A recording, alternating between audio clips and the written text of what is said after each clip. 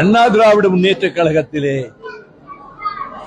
வெற்றி பெற்ற சட்டமன்ற உறுப்பினர்கள் 4 பேர் தங்கள் சட்டமன்ற உறுப்பினர் பதவியை ராஜினாமா செய்துவிட்டு தமிழக வெற்றி கழகத்தில் தங்களை இணைத்துக் கொண்டதாக செய்தி வந்த கணம் முதல் கடுமையான விமர்சனங்கள், குதிரை பேரம் என்றும் ஏமாற்று வேலை என்றும் பல பேர் சொல்லிக் கொண்டிருக்கிறார்கள். ஐ டிஃபர் ஃப்ரம் தம். நான் அவர்களிடமிருந்து மாறுபடுகிறேன். ஏனெனில் 2006ஆம் ஆண்டில் மறுமலர்ச்சி திராவிட முன்னேற்ற கழகத்தின் சார்பில் பம்பரம் சின்னத்தில் கம்பம் சட்டமன்ற தொகுதியில் போட்டியிட்டு வெற்றி பெற்ற கம்பம் ராமகிருஷ்ணன் எம்எல்ஏ எங்க சின்னத்தில் போட்டியிட்டு நான் ஊரூரா போய் பிரச்சாரம் பண்ணி ஜெயிச்சவர் 2009இல் எம்எல்ஏ பதவியை ராஜினாமா செய்துவிட்டு மறுநாளே திமுகவில் போய் சேர்ந்தார்.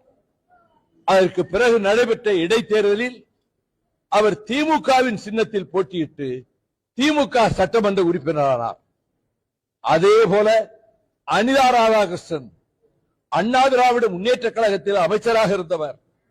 ஒரு கட்டத்தில் அமைச்சர் பதவியும் ராஜினாமா செய்துவிட்டு எம்எல்ஏ பதவியும் ராஜினாமா செய்துவிட்டு திராவிட முன்னேற்ற கழகத்தில் வந்து சேர்ந்தார்.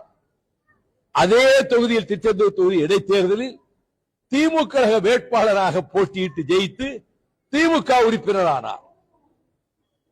அந்த அவர்கள் செய்ததைத்தானே இன்றைக்கு இந்த 4 சட்டமன்ற உறுப்பினர்களாக இருந்தவர்கள் செய்கிறார்கள். அதெல்லாம் மறந்து போய்விட்டதா? சிலர் காட்டிய வழியை சிலர் பின்பற்றுகிறார்கள். I am neither for them, neither against them, nor for them. இந்த கருத்தை வெளியில தெரியணுங்கிறதுக்காக இது முந்தி நடந்ததில்ல. அப்ப யாரு வாயத்திற்க விமர்சனம் பண்ணல. இப்ப அவர்கள் எப்படி ஒரு வழியை பார்த்தாங்களோ அந்த வழியை அதிமுக இருந்த 4 எம்எல்ஏக்கள் பின்பற்றி இருக்கிறாங்க. That's all. இதான் என்னுடைய கருத்து.